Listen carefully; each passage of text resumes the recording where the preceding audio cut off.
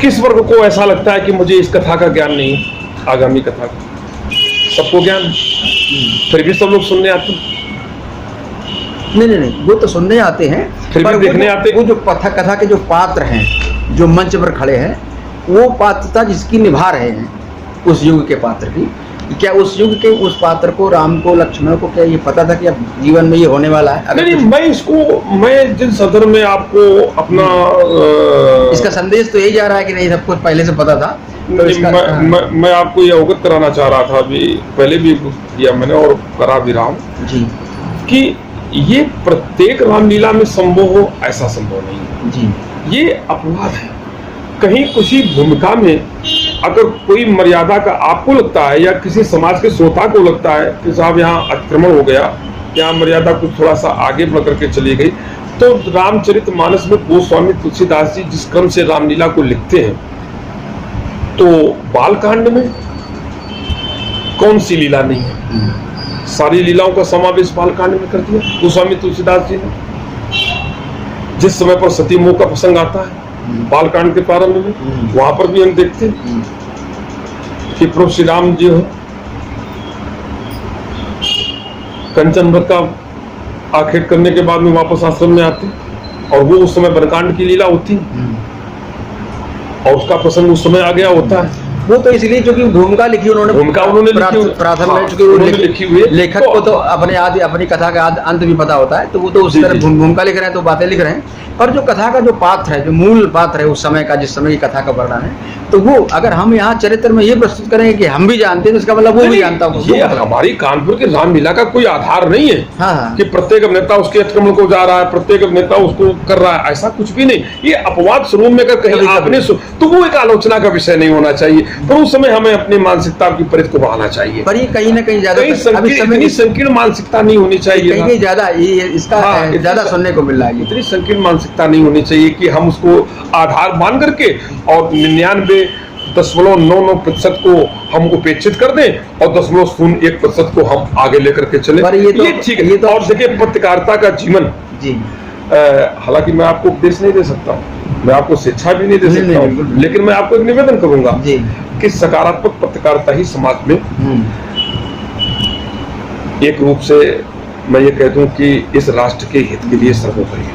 बात सकारात्मक बात ये है, आप तो चतुर्थ स्तंभ है किसी विषय पर, और स्तंभ अगर नकारात्मक चिंतन करेगा तो किसी वरिष्ठ से चर्चा होती है उससे संदर्भित विषय पर, तो उसके जो उस समय की जो चीजें होती है उसके संदर्भ में उसके भी विचारों को लाने का प्रयास किया जाता है कि आखिर इनका क्या मंतव्य इस विषय पर। 10 लोग अगर ये कह रहे हैं तो ये क्या कह रहे हैं, क्योंकि उनका महत्व ज्यादा है, आपकी बात का महत्व यहाँ ज्यादा होगा। आपने जो बिंदु दिए इस विषय को लेकर, तो ये महत्वपूर्ण बिंदु है। लोग क्या सोचते हैं, उसके परिप्रेक्ष्य में आपका क्या विचार है, तो वो उस पर कहीं ना कहीं उसको प्रोटेक्ट करेगा उस चीज को। इसलिए ये महत्व, यहाँ कोई ऐसा आलोचना नहीं, मैं आलोचना को भी मैं महत्व देता हूँ, ऐसा नहीं। अगर किसी सकारात्मक पक्ष को लेकर के कोई गलत भूमिका का निर्वाह कर रहा है तो वो आलोचना का पात्र है जी, वो आलोचना का पात्र है, इसमें कोई संदेह नहीं, मैं उसको स्वीकार करता हूँ। लेकिन जहां तक हमारे कानपुर क्षेत्र की रामलीला है, अपवाद के तौर पर अगर कहीं कोई किसी अभिनेता ने 50 मंच किए, 25 मंच किए, और उसमें किसी अभिनेता ने 1 बार या 2 बार या कहीं किसी ऐसा लगा कि उसने भूमिका का कुछ अतिक्रमण किया हुआ है, उसको ये लगा, तो वो हमारा आधार नहीं है, वो हमारी रामलीला का मूल प्रसार नहीं है, वो रामलीला का हमारा सारांश नहीं है। रामलीला का सारांश हमारा ये है कि आज भी हमारी रामलीला लक्ष्मण परशुराम का संवाद समाज के अनुकूल प्रासंगिक है और उसे हम निर्वहन करते हैं। और देखिए मैं आपको एक बात बहुत अच्छी तरीके से बता दूं, ये हमारा जो आर्यावर्त का अपना विशिष्ट क्षेत्र है जिसे हम भारतवर्ष के नाम से जानते हैं, आज ये हमारा भारतवर्ष आध्यात्मिक रूप रहा। आज भी हमारे भारतवर्ष में संतों का अभाव नहीं है, तपस्वियों का अभाव नहीं है, आज भी हमारे इस भारतवर्ष में धर्मशील लोगों का अभाव नहीं है। तो ये जो एक रामलीला का एक वर्ग विशेष है जो इसे पसंद करता है, वो वर्ग कोई अशिक्षितों का वर्ग नहीं, वो धर्मशीलों का वर्ग है, वो शिक्षितों का वर्ग है, वो अध्यापकों का वर्ग है, अधिवक्ताओं का है, वो अच्छे शिक्षा के क्षेत्र, विशिष्ट क्षेत्रों में कार्य कर रहे समाज सेवियों का वर्ग है। और ये सारा का सारा वर्ग आज हमारी कानपुर के रामलीला को पूर्ण महत्व देता है। नगरीय क्षेत्र में, ग्रामीण क्षेत्र में, अर्ध शहरी क्षेत्र में, अर्ध ग्रामीण क्षेत्र में, ये सभी स्थलों में हमारी रामलीला को पूर्ण श्रद्धा के साथ, पूर्ण समर्पण के साथ और पूर्ण निष्ठा के साथ में श्रवण करता है।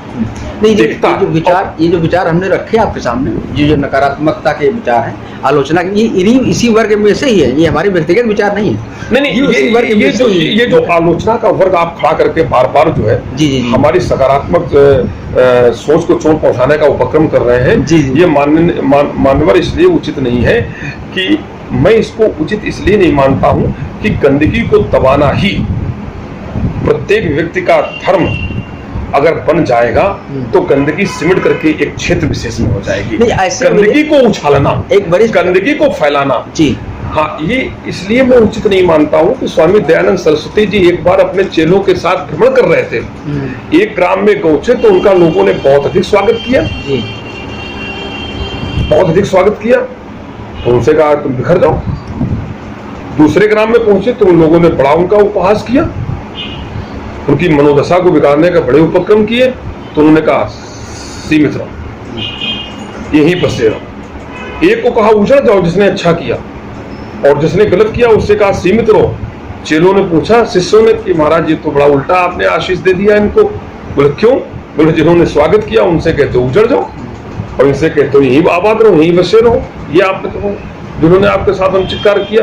बोले वो अच्छे लोग थे ना, वो उजड़ेंगे तो बिखरेंगे, दूर दूर तक अच्छाइयां जाएंगी, और ये गंदे लोग थे ना, ये यहीं सीमित बने रहे तो बहुत अच्छा है। तो ये जो नकारात्मक आप बार बार कह रहे हैं कि ऐसा होता है, ऐसा होता है, आपका बहुत कम है। यही वाली बात को लेकर आप छोड़िए, सकारात्मक पहलू को आप जो ऐसा अब हम जो हम आपसे चाहते हैं, जो हम आपसे चाहते हैं कि ऐसे जो नकारात्मक लोग हैं जो हमारे रामलीला समाज में, उनके प्रति क्या आपका भाव है कि वो बिखर जाएं या समिट जाएं? नहीं, उनके प्रति हमारा ये भाव है कि हमें भी वो जहां मिले तहां हम उनको अपने द्वारा जहां तक संभव हो सके उनके सुधारने के लिए, उनके सुधरने के लिए हम प्रयास करें। और आपका भी ये प्रयत्न हो कि वो करें। और हमारी रामलीला आज भी पूर्ण रूप से सकारात्मक है, समर्पित है, समाज के लिए, राष्ट्र के लिए कल्याणप्रद है। और यही कारण है कि रामलीलाओं की ही संख्या केवल नहीं बढ़ रही है, इनके श्रोताओं की, इनके दर्शकों की संख्या बहुत तेजी से बढ़ रही है। और जिन नाट्य मंचों ने इस प्रकार की भूमिका निर्वाह करने में अपने आप को सक्षम नहीं किया, आज वो कहीं न कहीं हाशिए पर ही नहीं पहुंच गए, लुप्त हो गए। आगे भविष्य कैसा है रामलीला का? अत्युत्तम, अत्युज्ज्वल जी, बहुत अच्छा है। और मैं आह्वान करता हूं आपके माध्यम से कि जो हमारे युवा वर्ग है और भगवान श्री राम के और आध्यात्मिक क्षेत्र में, शिक्षा के क्षेत्र में इस प्रकार से अपनी आत्मोन्नति के लिए चाहते हैं, वो हमारे रामलीला में आकर के अपने अभिनय के माध्यम से, अपनी कला के माध्यम से, अपने ज्ञान पक्ष के माध्यम से लोगों को आकर्षित करें और उनको अपने जीवन से, उनके जीवन का कल्याण करने के लिए प्रयास करें। आपके पहले भी परिवार में कोई रामलीला से जुड़ा अभिनय के तौर पर? नहीं, हमें जहाँ तक याद है हमारे रामलीला क्षेत्र में मेरे परिवार का कोई व्यक्ति नहीं रहा, मेरे गांव का भी लगभग कोई व्यक्ति नहीं रहा, और जो हमारे सन्निकट रिश्तेदार हैं, संबंधी हैं, उनमें से भी कोई नहीं रहा। आगे भविष्य में? अब आगे भविष्य में हमारी तो इच्छा ये रहती है कि हमारे ग्राम का, हमारे क्षेत्र का, हमारे सहयोगियों का अगर कोई बेटा हो, कोई युवा व्यक्ति हो, अगर वो इस दिशा में रुचि लेता है तो हम उसे अपना सहयोग प्रदान करेंगे और एक सकारात्मक सोच के साथ में उसको आगे बढ़ाने का प्रयास करेंगे। परिवार में कोई बच्चा नहीं आपके?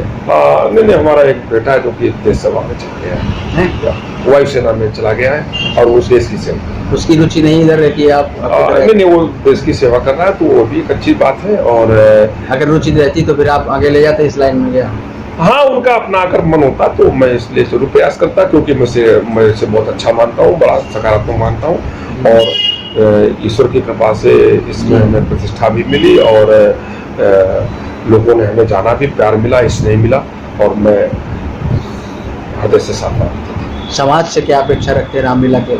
समाज से मैं अपेक्षा रखता हूँ कि जो रामलीला है कानपुर क्षेत्र की, वो समाज के लोग इसे बड़े ही श्रद्धा से, समर्पण से और आस्था के साथ में देखें और हमारे जो अभिनेता लोग हैं उनका सम्मान भी करें और इस रामलीला के प्रति अपने समर्पणों को साथ लेकर के और जो उनकी बातें अच्छी हमें लगे, हमारे रुचि को लगे, हमारे मन को, हमारे स्वभाव को अच्छे लगे, उनको अडॉप्ट करें और अपने जीवन में प्रक्रिया करें। सरकार से क्या अपेक्षा रखते हैं रामलीला को लेकर के? अब सरकार के साथ में सरकार को मैं ये निवेदन करना चाहता हूँ कि इनका एक अपना सांस्कृतिक विभाग है, तो सांस्कृतिक विभाग के माध्यम से कई नाट्य मंचों को सहयोग मिलता रहता है, लेकिन रामलीला के प्रति पता नहीं उनकी उदारता क्यों नहीं बनती है। कहीं ना कहीं उनको लगता है कि हम सांप्रदायिक न हो जाएं, तो एक वर्ग विशेष को, एक बहुसंख्यक वर्ग को जो उसकी रुचि का और उसके धर्म से, उसकी आस्था से, उसके समर्पण से जुड़ा हुआ हमारा रामलीला का क्षेत्र है, उसको सरकार ने पुरातन से ही, सनातन से ही वंचित रखा है और उसके पीछे कहीं ना कहीं मूल अवधारणा सरकार की रहती है कि हम पर कहीं सांप्रदायिक होने का ठप्पा न लग जाए। इस धर्मनिरपेक्ष राष्ट्र की व्याख्या जो हमारे साहित्यकारों ने, महर्षियों ने, राजनीतिज्ञों ने विशेष करके की है, वो बड़ी दुखद और दुर्भाग्यपूर्ण है। ऐसा क्यों लगता है कि सरकार ऐसा सोचती है, या ये इस सरकार की योजनाओं का लाभ रामलीला कलाकार? मैंने आपको बताया कि सांप्रदायिक होने का नहीं, ये ऐसा है, इसकी दो भी बात है ना। ये हमारा सोचना है या फिर सरकार से रामलीला कलाकारों ने कुछ ले नहीं पाया जिसे अन्य क्षेत्रों के लोगों ने ले लिया? नहीं, हम तो अपने भगवान श्री राम से ये सब कुछ अपेक्षा रखते हैं और भगवान श्री राम हमारे सबसे बड़े सरकार हैं और उन्हीं से हमारी आशाएं जुड़ी हुई हैं, उन्हीं से हमारे सारे निवेदन जुड़े हुए हैं, प्रार्थनाएं जुड़ी हुई हैं, तो हम तो उन्हीं पर भरोसा रखते हैं।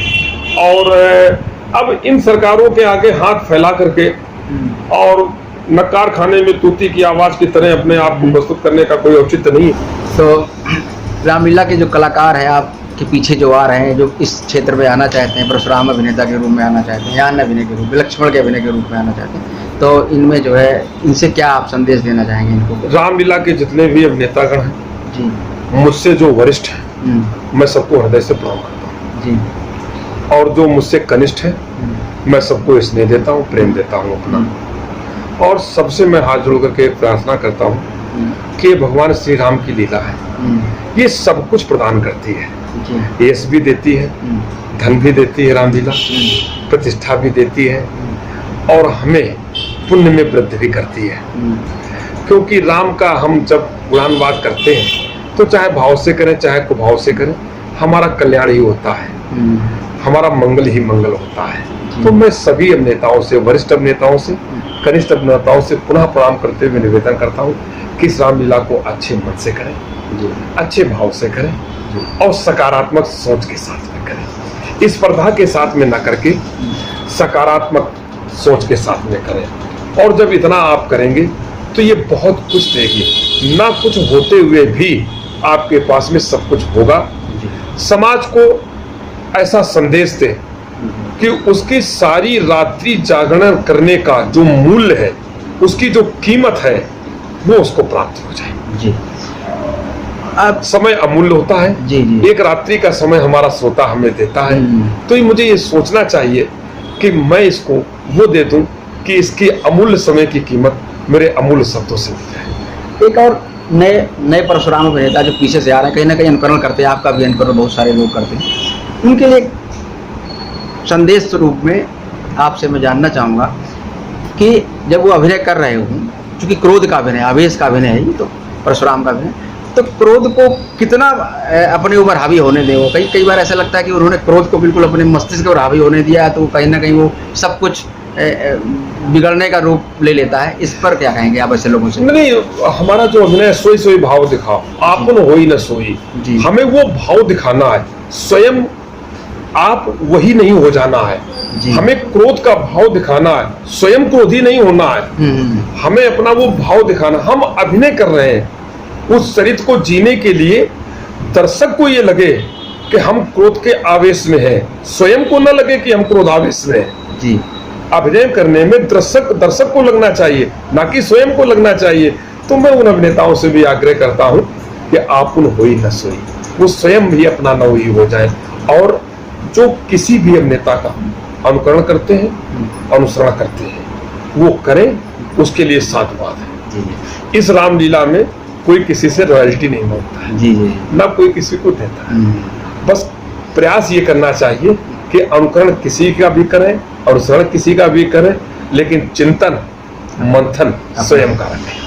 आपके 92 से लेकर 18 तक के अभिनय के कभी कुछ ऐसा आया कि कभी मंच पर ऐसी परिस्थिति सामने से आ गई हो कि क्रोध ने आप पर हावी होने का प्रयास किया हो कभी? हाँ, किया, कई बार किया, लेकिन हमने उसको अपने आप को नियंत्रित किया, और आज तक भी ये ऐसी कोई स्थिति मेरे सामने नहीं उपस्थित हुई। वरिष्ठ अभिनेता पंडित धनेश सिंह लक्ष्मण अभिनेता, जो अब वो अभिनय नहीं करते हैं, पहले करते थे, वो भी हमारे साथ बने।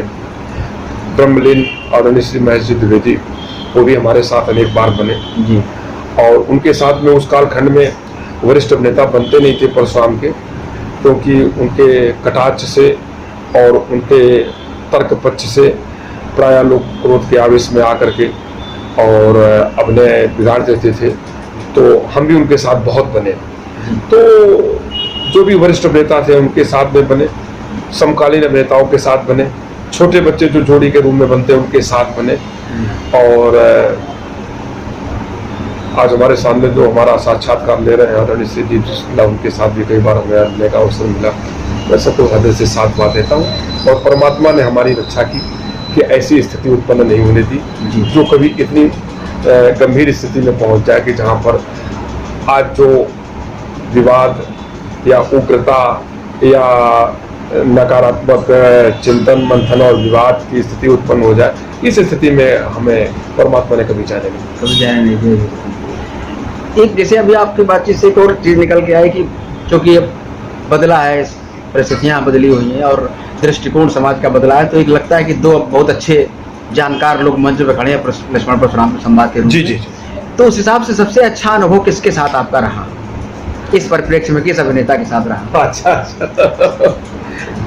इस साक्षात्कार को सुनवा करके आप जो है हमें एक का प्रिय सबका प्रिय बनाना चाहिए। नहीं, ऐसा नहीं, ये तो अनुभव की बात है। देखिए, इस संदर्भ में मैं आपको ये कहना चाहूंगा कि जो वरिष्ठ अभिनेता थे, हमसे आयु में 20-20 साल बड़े थे, लक्ष्मण का अभिनय करते थे, तो उनके पास अपनी एक पौराणिक शैली थी जो छंदों पर आश्रित थी, और छंदों का प्रवाह करते करते वो इतना अभ्यस्त हो चुके होते थे उस समय पर कि उनके वीर रस के छंदों के पढ़ने का ढंग, उनके वीर रस के छंदों की प्रस्तुति और उनके वीर रस के छंदों की जो तैयारी थी वो बड़ी सबल थी।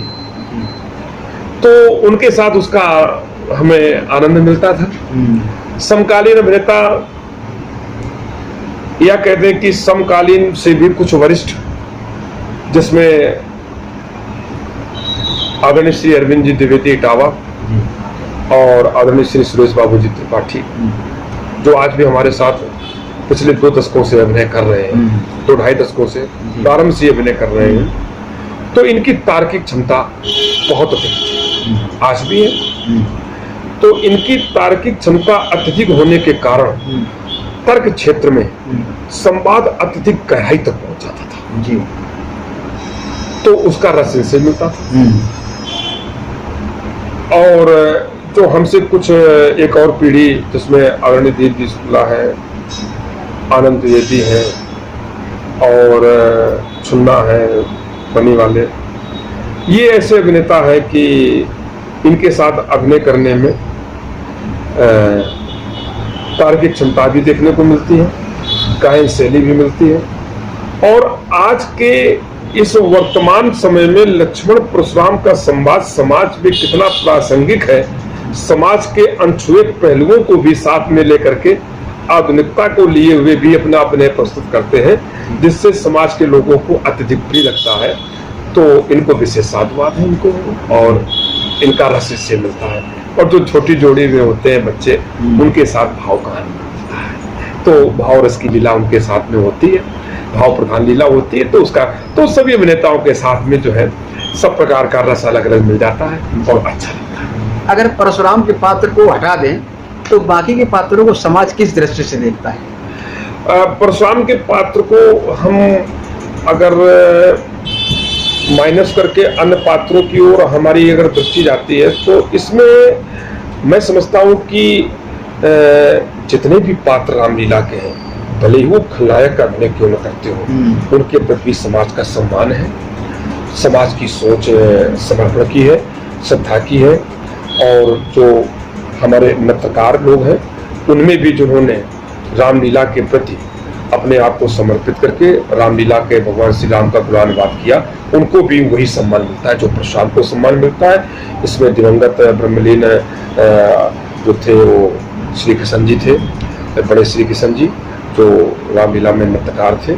और इसके पहले भी जो और अभिनेता हुए हैं नृत्यकारों में से, उनको भी आज वर्तमान में गरीबदास जी हैं, राम जी के गुणानुवाद में अग्रणी माने जाते हैं। तो समाज उनको पूरी तरीके से श्रद्धा के साथ देखता है। अन्य पात्रों में भी पूरी समर्पण हो सकता है।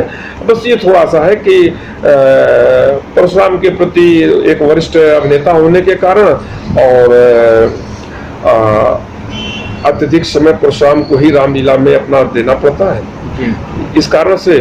और एक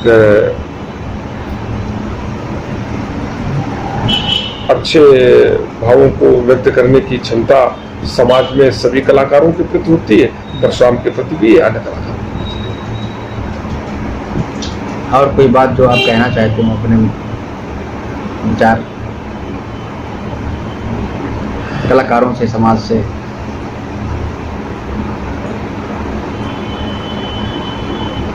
राम की लीला कानपुर परिक्षेत्र से जो संचालित होती है वो तकरीबन उत्तर भारत के 15-20 जनपदों में जाती है। और इस रामलीला का लोहा अन्य क्षेत्रों में करने वाले रामलीला के कलाकार भी मानते हैं। हम जिस क्षेत्र में रामलीला देखते हैं उसमें हमें एक रटा रटाया संवाद मिलता है, जबकि कानपुर की लीला में हर मंच पर एक नया संवाद मिलता है, हर मंच पर एक नया हमें अभिनय का भाव देखने को मिलता है। तो ये रामलीला कानपुर परिक्षेत्र की अविस्मरणीय है, अद्वितीय है। आगे आने वाली पीढ़ी से मेरा अनुरोध है कि इसको इस 15-20 जनपदों की सीमित क्षेत्र से निकाल करके वो और बाहर ले जाए। एक आध अवसर आए जो हमें भी विदेश में इस रामलीला को ले जाने का मिला, लेकिन कतिपय कारणों से वो संभव न हो सका और मलेशिया इत्यादि में हम इसको न दिखा पाए, यह हमें दुख है। मैं आगे आने वाली पीढ़ी से अपेक्षा करता हूँ कि इसे भारत की सीमा से आगे लेकर इस तरह का कोई अवसर मिले जब कहीं विशेष जगह पर प्रस्तुति करने का बुलावा है तो आप क्या स्वीकार करेंगे उसको? हाँ, क्यों नहीं। अरे मेरे आराध्य मेरे भगवान श्री राम है और रामलीला कहीं भी उत्साह समंदर पार हो तो उसी उत्साह के साथ जाऊंगा, जिस उत्साह के साथ रहता हूँ। अगर कभी ये हो कि सिर्फ इसको 1-1.5 घंटे के अंदर ही संवाद को प्रस्तुत करना है और कानपुर की शैली भी प्रस्तुत करनी है? एक बार सोहन सरकार ने हम सभी कलाकारों से कहा कि 30 मिनट के अंदर धनुष यज्ञ की पूरी लीला आप कर दीजिए। मैं आपको पूरे यकीन के साथ पूरे यकीन दिलाता हूँ, विश्वास दिलाता हूँ कि 30 मिनट के अंदर पूरी धनुष यज्ञ की लीला हम सभी 14 पात्रों ने मिलकर के करती थी। आप 1.5 घंटे का समय दे देंगे, उससे 3 गुना हो जाएगी। कानपुर के परशुराम अभिनेताओं का एक और चर्चा का विषय रहता है तखत तोड़ने का। ये क्या मतलब है इसका? तखत तोड़ना परशुराम के वीरत्व को प्रमाणित करता है,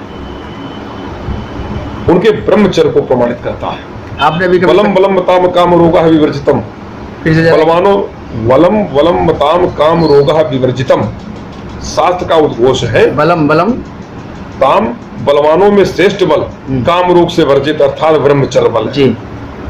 तो ये जो ब्रह्मचर्य का बल है ये बलों में श्रेष्ठ बल है। और परशुराम में तखत तोड़ते हैं तो लोगों में ये संदेश जाता है कि परशुराम ने अपने चरित्र को प्रमाणित किया, अर्थात अपने ब्रह्मचर्य को प्रमाणित किया। ये वास्तव में ब्रह्मचारी। जी जी जी। आपने भी कभी तोड़े तखत? हाँ, अनेक बार।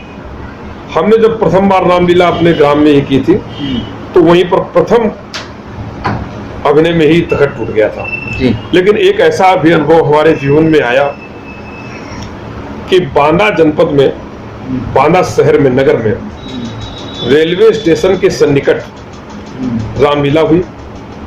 आज से तकरीबन 12-14 वर्ष पूर्व। तो वहां पर एक रेखा शुक्ला ने पार्षद का चुनाव जीता। उनके अंतःकरण में आया कि हम रामलीला के सुयोग्य कलाकारों के द्वारा एक रामलीला कराएंगे और वो भी अभिनेता कानपुर के रहेंगे।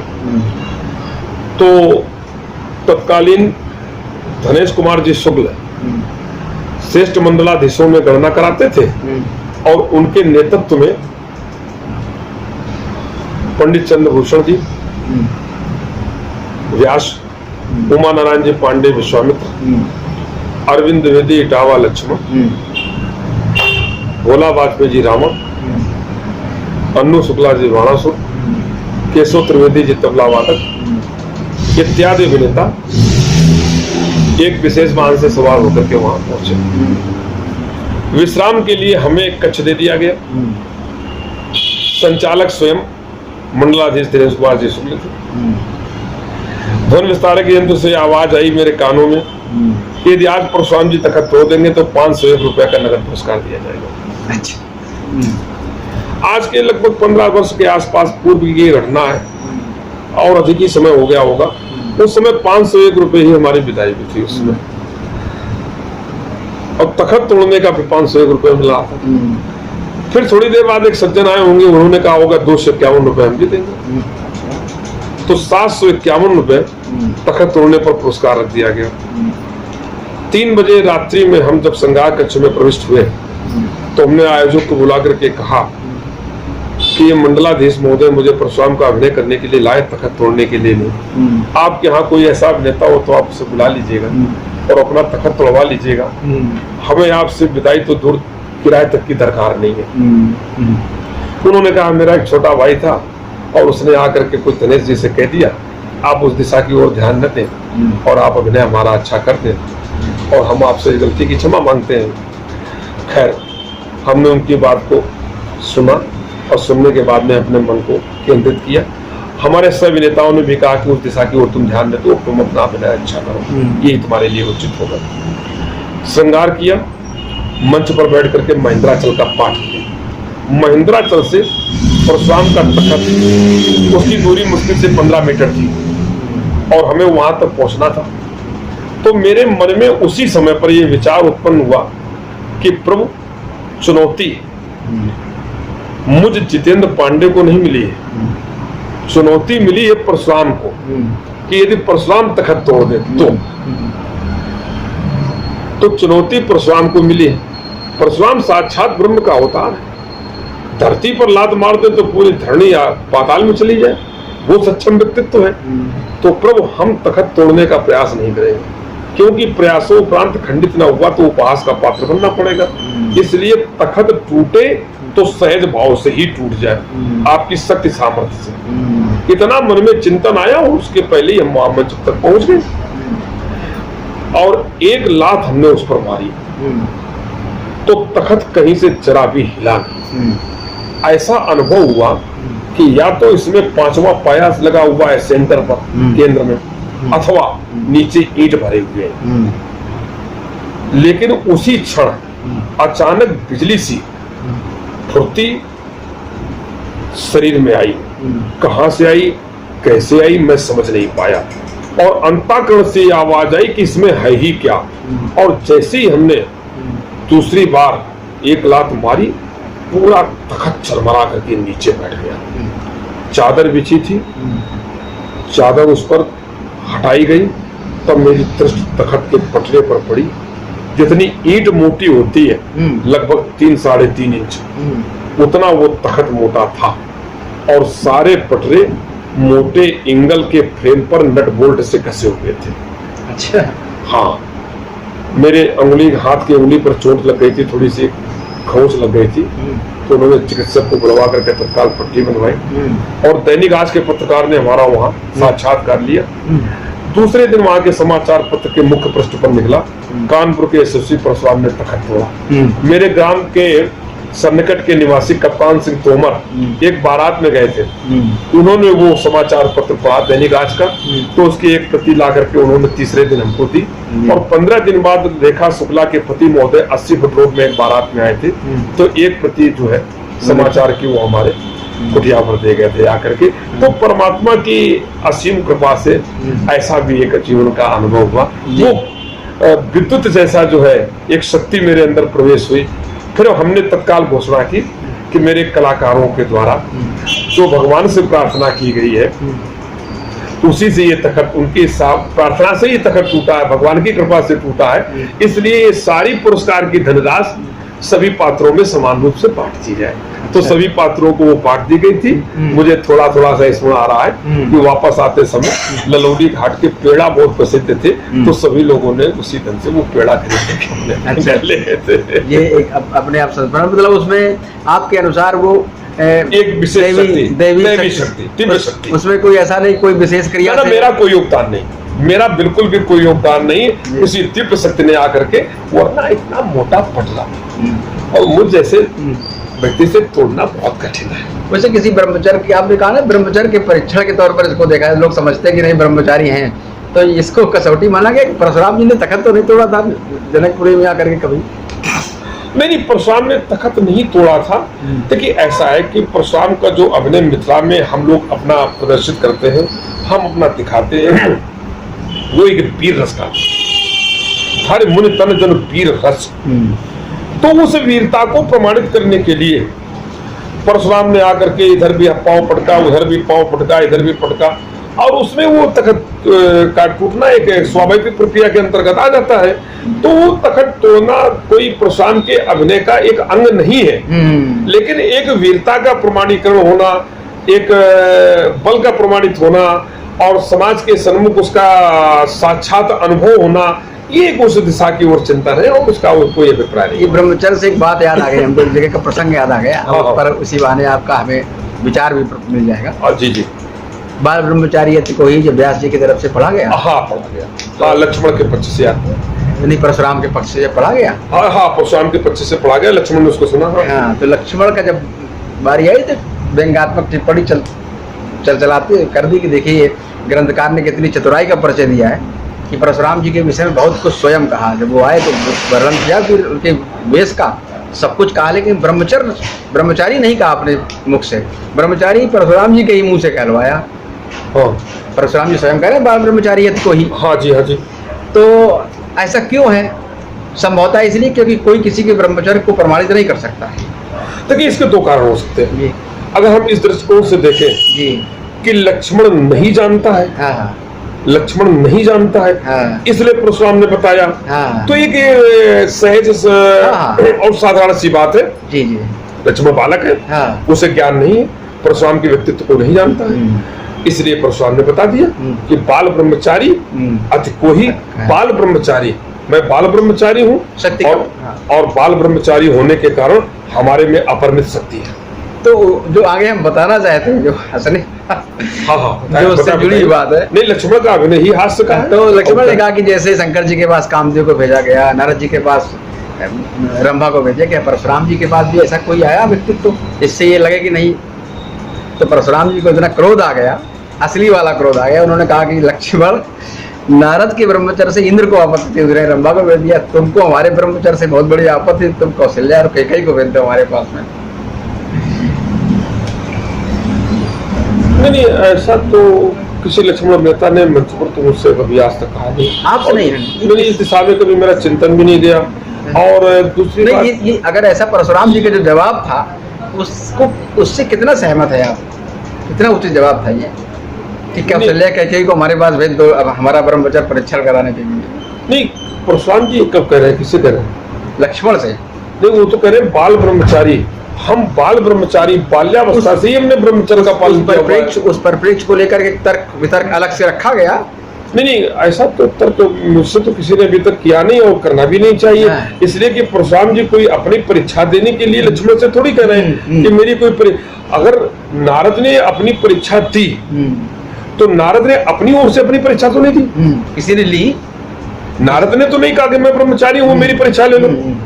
वो तो देवर्षि नारद ने जब साधना की तो उस समय पर इंद्र को ये लगा, मुनिगत देख सुरेश डराना, उनको ये भय लगा कि हमारा राज्य न छीन ले, तो उनको ये भय लगा, इसलिए उन्होंने परीक्षा ली। अब इसके बाद में जब शंकर जी की समाधि भंग करने के लिए काम को भेजा तो देवताओं को ये लगा कि हमें जो है सुख सम्मोत जो है भगवान शंकर के रक्त से ही कोई बालक उत्पन्न हो और वो तभी संभव हो सके जब समाधि भंग करके वो पाणिग्रह संस्कार संपन्न करें। तो परीक्षा आवश्यकता के अनुसार देवताओं ने ली, भगवान शंकर की भी और नारद की भी, क्योंकि इंद्र भी जो है वो देवताओं के ही शीर्षस्थ है। तो कहने का आशय हमारे ये कि अगर परशुराम जी यहाँ पर कह रहे हैं तो अपनी ओर से परीक्षा देना नहीं चाहते, परीक्षा देना नहीं चाहते। उन्होंने तो कहा कि मैं ब्रह्मचारी हूँ और ब्रह्मचारी होने के कारण मुझ में अपरिमित शक्ति व्याप्त है, इसलिए लक्ष्मण तुम जो है मुझसे लड़ने की चेष्टा मत करो। उसको एक भय दिखा रहे हैं। तो वही हमने रामलीला मंच की मैं ये चर्चा बता रहा हूँ आपको, चर्चा का बिंदु यहाँ तक पहुँच गया किसी के माध्यम से। हाँ नहीं, चर्चा में लक्ष्मण परशुराम संवाद के बीच में संवाद के ये बीच में ये बात जुड़ गई और जुड़ करके इसकी चर्चा बढ़ते बढ़ते इस बिंदु तक पहुंच गई। अच्छा। हाँ, लक्ष्मण ने व्यंग कर दिया अपने, जब लक्ष्मण को अहोम 19 महाबटवानी में जब लक्ष्मण की बोलने की बारी आई तो उसने इस विषय को यूं ही उठा लिया, समाज में एक हास्य उत्पन्न हो गया। तो परशुराम जी ने उसको तुरंत रोक करके और ये कहा कि तुमको हमारे ब्रह्मचर्य से आपत्ति है तो कौशल्या के भेज दो हमारे पास।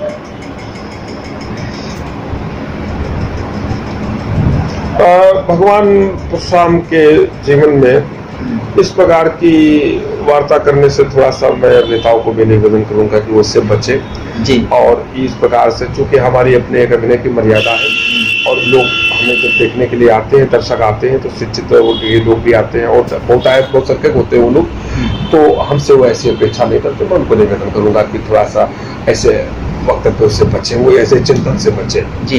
हाँ, यही तो हम ऐसे चिंतन से उनको बचना चाहिए। अगर कहीं मैं तो कभी इसको सुना नहीं और न मुझे कभी वैसे भी प्रसंग आया मेरे जीवन में, और ना मंच के ऊपर ना मंच के नीचे।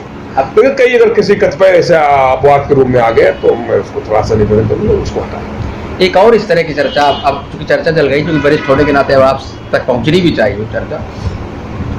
लक्ष्मण जी ने कहा कि गुरु के आदेश से धनुष तोड़ने वाले ने धनुष का खंडन किया है, तो परशुराम जी ने कहा गुरु का आदेश मानता ही कहाँ है। विगत दिवस गुरु आयस भाई, संध्या करण चले दो भाई, प्राचीन दिवस संध्या तो की ही नहीं। तो लक्ष्मण ने कहा कि विगत दिवस होता है, सूर्यास्त हो रहा है उस समय का, और प्राचीन चंद्रमा सुहावना होता है जब पूर्ण अंधकार हो जाता है, तो इस बीच करते क्या रहे। तो परशुराम जी ने कहा कि वो लोफड़ी करते रहे और क्या करते रहे। इसको कैसे लेंगे, इस तरह के प्रति उत्तर को?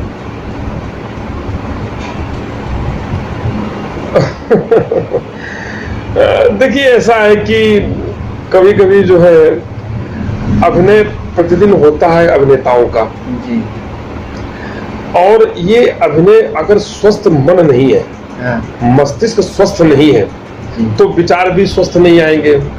तो जब निरंतर अभिनय होता, हमारी इस रामलीला में एक और सहयोग जुड़ा हुआ है कि किसी धारावाहिक में या किसी पिक्चर में रेटेक का मौका मिलता है, हमें कोई रेटेक का मौका नहीं। ये लाइव है। हाँ, ये सीधा प्रसारण है और एक बार जो निकल गया फिर वो निकल ही गया। तो अगर कोई अभिनेता इस प्रकार से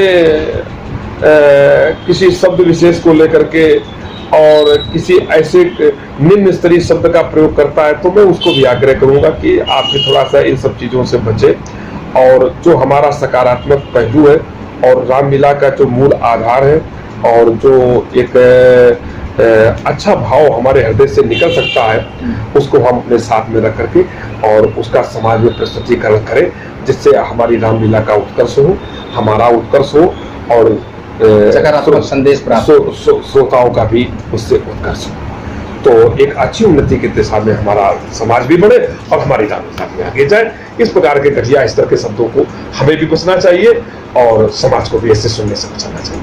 कहने से भी बचो और सुनाने से